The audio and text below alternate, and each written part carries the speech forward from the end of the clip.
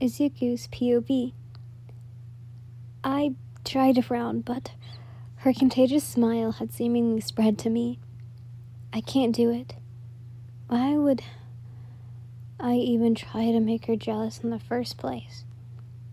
Is it because she picks Kachan always first for me?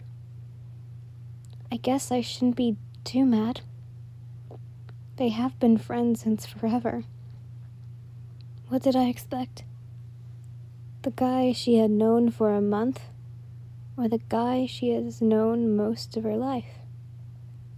Never being someone's first choice or being someone's best friend is just so tough, I guess. I shouldn't be thinking like this, but I am. I shouldn't be jealous, but I am. She has come to see me when no one else has. So I should be happy. Just something inside me hurts, though. I had a flashback to when we were kids, remembering seeing Lynn with Kachan all the time, always picking him for her partner, and me, always standing in the back, too scared to say anything. Maybe if I had just stood up for myself at the time and said something, it could have been me. We could have been friends. I would have been her first choice. She's just such a friendly and bubbly personality. Such a positive person. She would be the perfect best friend for anyone. She's friends with lots of people, though. I'm just another one in the batch of friends. Looks pretty bad, she said, pointing to my cast as her smile weakened with sorrow. I'll be fine. Don't worry about it, I told her, hoping I would calm her nerves. Shaking her head, she looked at me seriously. No, it's not. You can't keep doing this to yourself. What if something really bad happens?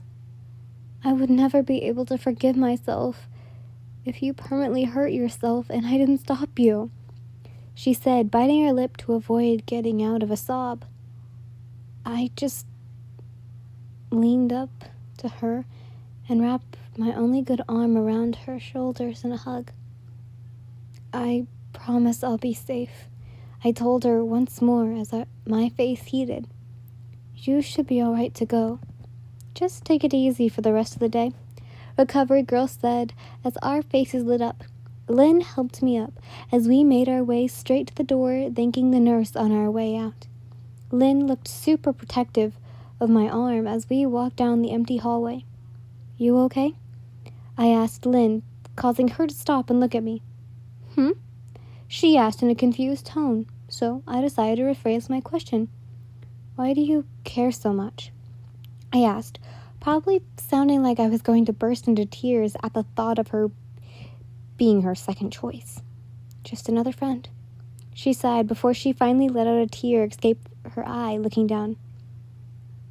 Ever since what happened, what I saw, you, that monster, the blood, the fear in your eyes, I felt sick. Sick like I was going to throw up. Not because of the blood, but of the sight of someone being scared. So sad. Terrifying, she said, letting a few more tears fall from her shirt. I felt so scared and sad for you too, and I risked my life to save you. I almost died for you. You almost died for me. That thought will never leave me, even when I'm dead, she said, voice shaking now as she let out a small, weak smile. She finally looked to me, right in the eyes. What we have experienced together is something more than friendship. A connection on an emotional level. The level of death. That's why I care so much. So much about your health and our friendship, she said, wiping away her tears as a few more fell from myself. She turned back around before continuing to walk, saying as I watched her, that's why I care. I didn't care about my arm at this point. I ran up to her and threw my only good arm around her in a hug. She turned around in shock in my arm as she looked at me and hugged back. Not wanting to hurt my arm, we stayed like that for a moment. I felt my cheeks turn pink as I let small tears fall from her back, and suddenly, it hit me. I didn't want to admit it to myself. I've been telling myself otherwise this whole time, but now, I couldn't turn it down.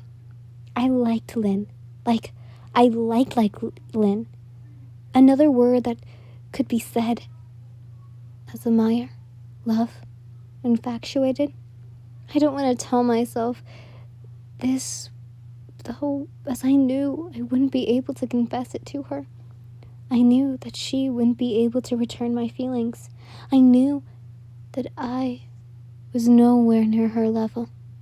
But I just liked her. I admired her.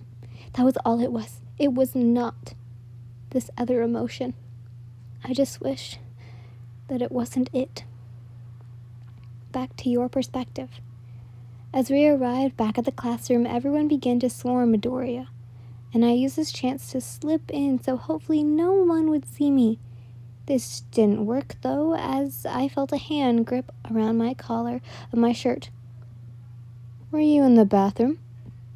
Mr. Aizawa asked as he noticed I came back with Midoriya. I felt panic rising in me as I just nodded and replied with a high, "Yep."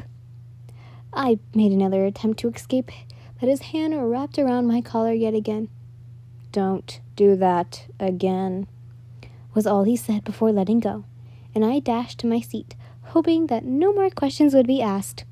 For me, of course. But I looked over to Midoriya and saw he was looking at me through the people. I looked back at him with empty, as he was asked a million questions by a second by the rest of the class. Not long after, I heard Katsuki say from my desk, "Oi, buddy, Icy Hot is in the hospital." Not looking up from his phone, clearly talking to me, trying to avoid looking at Midoriya. "Wait, Todoroki's in the hospital?"